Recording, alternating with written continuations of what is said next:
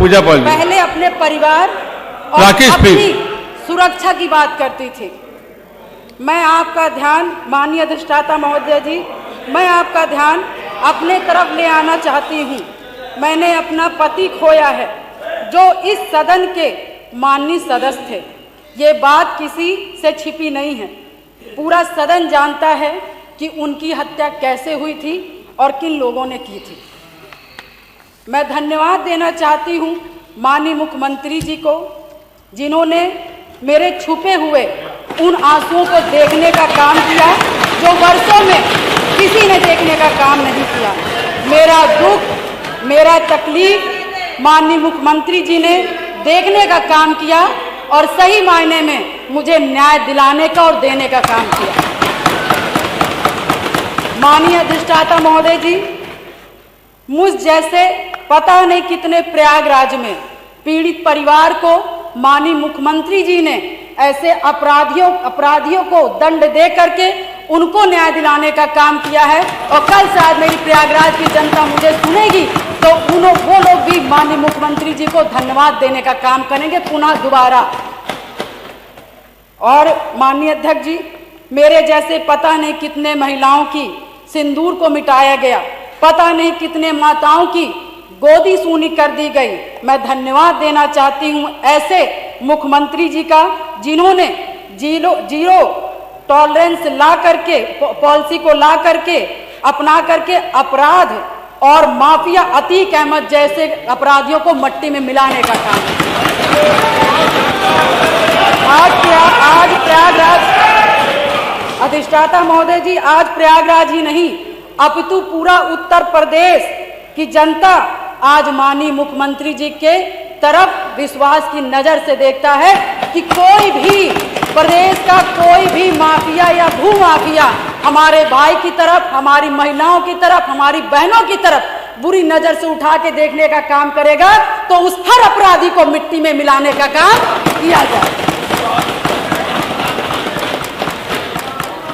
और माननीय अधिष्ठाता महोदय जी, मैं ये कहना चाहूंगी कि कोई जिसकी सबसे बड़ी बात, क्योंकि जो करके दिखा दे उसी पर विश्वास किया जाता है। मैं भी 3 बार इस सदन की विधायक रही हूँ, बहुत छोटी उम्र से रही हूँ। सबकी विश्वास और सबकी आस से मैं यहाँ पर आई हूँ। उसी आशा और विश्वास को जब भी मुझे किसी ने दिलाया है तो मैं उसके साथ खड़ी रही हूँ। मैं कहना चाहूंगी कि इसकी सबसे बड़ी नजीर प्रयागराज में आपने हत्याकांड में देखा होगा, जिस तरह से जिसमें मेरे पति की हत्या हुई थी और जिस घटना को पूरा प्रदेश जानता है। मैं माननीय मुख्यमंत्री जी के आने के बाद मुझे न्याय मिला। मेरे पति के हत्यारे अतीक अहमद को माननीय मुख्यमंत्री जी ने मिट्टी में मिलाने का काम किया। मैं उनके इस जीरो टॉलरेंस की पॉलिसी का समर्थन करती हूँ और मुझे लगता है कि इस बात को मैं नहीं कहना चाहती थी, क्योंकि मैंने आज तक चाहे सदन हो, चाहे सड़क हो और चाहे मेरा घर हो, चाहे परिवार हो, मैं विधायक बनी मगर मैंने बहुत ही शालीनता से अपना परिवार, अपना समाज और सदन की मैंने हमेशा गरिमा बनाए रखी। मैंने कभी भी किसी का अपमान नहीं किया। मगर मैं विधायक से पहले मैं 9 दिन की ब्याहता थी।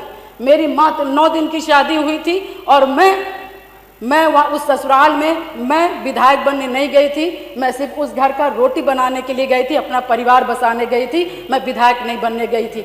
मगर जब मेरे साथ घटना हुआ तो मैंने न्याय के लिए अपना आवाज़ खोला, अपने अधिकारों को मांगने का काम किया और जो कि मुझे जिस तरह से मुझे सही लगा, मैंने कभी जनता को अपना परिवार समझा, कभी आप सभी माननीय सदस्य को अपना भाई बंधु समझा और आप ही लोग से, सभी लोग से मुझे ताकत मिली।